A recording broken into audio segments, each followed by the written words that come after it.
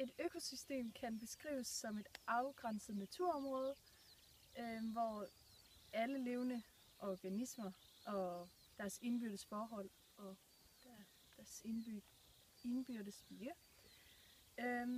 Og i naturen skelner man mellem organiske og uorganiske stoffer. De organiske stoffer er altså de stoffer, der er dannet af levende organismer, mens organiske forbindelser bredere betegner alle de kulstofforbindelser, som omhandles i organisk kemi. Mens uorganiske stoffer er dem, der optages eller udskilles af planter, dyr, mikroorganismer og mellem biootiske, det vil sige levende og abiotiske, og det vil sige ikke levende faktorer. I et økosystem, der vil der være konkurrence mellem de organismer, som lever der, og konkurrencen det er om ressourcer, som for eksempel kan være planter, eller vand, eller lys, eller dyr som føde. Og så vil der både være konkurrence mellem de forskellige arter, og mellem forskellige individer inden for den samme art. Konkurrence mellem forskellige arter kaldes interspecifik konkurrence, men at konkurrence mellem forskellige individer inden for samme art kaldes intraspecifik konkurrence. Konkurrencen den medfører selektion, hvilket vil sige, at den, der bedst kan tilpasse sig, overlever. Vi laver nu et biotop, som er et afgrænset område i et økosystem, hvor alle betingelserne for liv er ensartet. En sø. Det meste af det, vi fandt ved vandhullet, var siv som dette. Siv er en plante, der vokser i eller ved vand. Det kan eksempelvis være i en sump, langs bredden af en sø eller en å. Den har oprette lange, smalle blade, tynde runde stængler, der oftest er udfyldt med væv af tynde skillevægge, og oftest er det grønne eller brunlige blomster. Siv er et stærkt strå, der blandt andet bruges til at flette kurve og sko. Dog fandt vi også andre planter end siv, nemlig denne kællingetand. Som man kan se, har den en stængel. Op ved bladene, som er de gule farverige, er kronbladene. Indimellem kronbladene sidder frøindlægget med de hunlige kønsceller, mens de hanlige kønsceller befinder sig i pollen på støvbladene. Dette er dog detaljer, som vi ikke kan se på dette billede. Blomsterne besøges af en række insekter. Bælgen er rund og linjeformet, og frøene spredes ved vindslyngen. Ved fotosyntese dannes et overskud af glukose, som skal transporteres til de dele af planten, der ikke danner glukose, som drejer sig om rødderne, blomster, knopper og eventuelle frugter. Dette sker via et rørsystem, der kaldes sikar i plantens stængel. Transport af vand foregår via et rørsystem, kaldes vedkar. De transporterer både vand og næringssalte fra rødderne, hvor de optages og rundt i planten. Når der fordampes vand gennem spalteåbningerne, vil mere vand trække op gennem vedkarrene. Vi oplever ofte, at planterne ved søerne har meget store arealrødder. Dette er for, at de bedre kan optage vand. Planternes fotosyntese består af en lang række biokemiske processer, der omdanner solens energi og kuldioxid fra atmosfæren til ilt og organiske forbindelser. Ilt er altafgørende for, at vi mennesker kan leve, og derfor er planternes fotosyntese også uhyre vigtig for menneskernes overlevelse. Inde i kloroplastaet findes thylakidmembraner, hvor første del af fotosyntesen sker. De fotosyntetiske pigmenter er bundet til forskellige proteiner i membranen, hvilket gør, at de bliver organisk opdelt i to forskellige funktionelle enheder, kaldet fotosystem 1 og 2, også kaldet lys- og mørkeprocesser. Pigmentmolekylerne indfanger den lysenergi, planterne har brug for. De to fotosystemer er funktionelmæssigt koblet, således at fotosystem 2 leverer elektroner til fotosystem 1. Fotosystem 2 er overvejende placeret i graner, mens fotosystem 1 er placeret i stromalamellerne.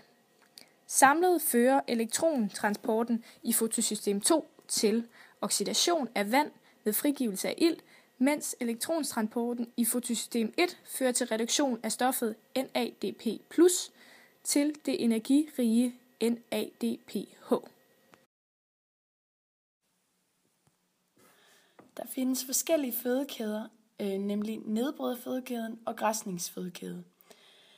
Nedbryderfødekæden er, når dødt organisk materiale bliver nedbrudt af nedbrydere, som f.eks. svampe og derefter spist af rovdyr, som kan være en orm. En anden måde, det kan foregå på, er ved for eksempel, at uglen dør af en naturlig grund, og derefter bliver nedbrudt af mikroorganismer til dødt organisk materiale. Der er for eksempel et eksempel, for eksempel en kokasse, som bliver nedbrudt af en skarnbasse, altså en slags larve, som derfor bliver nedbrudt eller spist af en rovbille, der så bliver spist af en spidsmus, og derefter en ugle. Ved græsningsfødekæden ser man på de større dyr og planter, hvor primærproduktionen er planter og sekundærproduktionen er planteædere. Her er der en plante, der bliver spist af en planteæder, som i dette tilfælde er mus. Musen bliver spist af en af de rovdyr, som for eksempel er uglen. Når man taler om et fødenet, så er det fordi, der er mange forskellige kombinationer af fødekæder, og ikke kun simple sammenhænge, som illustreret i bogen. Det kaldes et fødenet, fordi der er forskellige sammenhænge mellem fødekæder, som er afhængige af hinanden. Det er for eksempel ikke kun uglen, der spiser musen, men for eksempel også katten. Det er derfor et stort netværk med forskellige forbindelser, og derfor et fødenet.